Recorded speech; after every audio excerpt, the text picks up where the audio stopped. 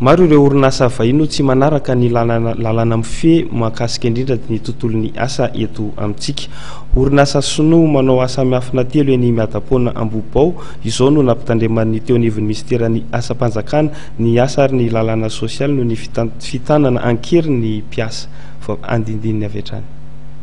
Orinasa Sinoa manao asa miafina miisa telo eny Miadapona Ambohibao no nampitandreman'ny teo anivon'ny ministeran'ny asa-panjakana ny asa ary lalana sosialy taorian'ny fidinana fotony tanterahan'ny inspektera momba ny asa.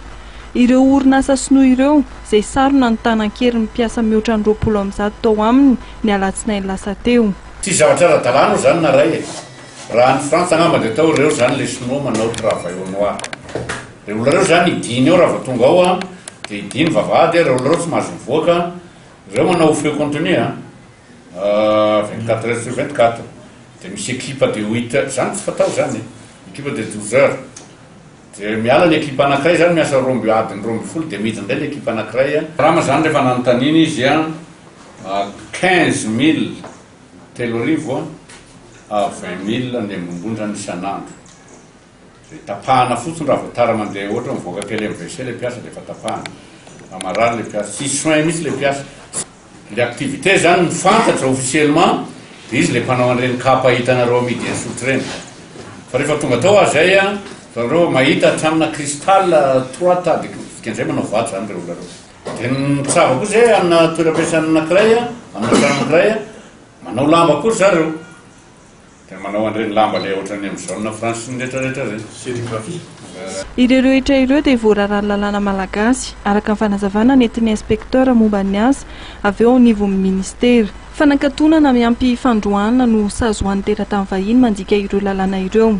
Taorian'ny fampiresana tamin'ny mpiasa, ny mpampiasa ary ny avy amin'ny ministeran'ny asa-panjakana ny asa ary lalàna sosialy dia nomena fetim-taona 2 volana ireo orinasa Sinoa telo eny Miadapona Ambohibao. Omena mialatsiny amin'ny teny dia ny recense nareo zany amin'ity indray mitoraka ity no fiangavian'ireo mpiasa ireo fa tsy noho izay akory ary zay moa zany hoe izay anisany miandraikitra ihany koa fampananana asa miaro ny asa efa miforona dia zavatra zay zany zay nitoromarika avy any evato ministra hoe ity préserver le emploi zany hoe arovanareo zany le asa misy fa ny asan'ny inspection du travail dia mijery ny amin'ny condition de travail amin'ny mpiasa dia zay zavatra zay tsy maintsy ho hatsarainy. Dia io zany misy fanaraha-maso tsy maintsy atao. Dia misy raisina avy aty amin'ny inspection du travail dia nampanaovana lettre d'engagement reo teratany Sinoa reo le mpitantana sy namoana lettre de mise en demeure.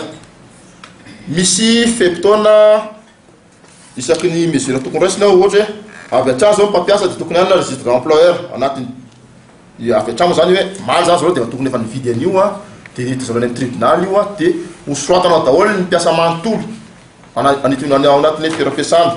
Faharoa tsy maintsy omena contrat de travail mpiasa isanisany.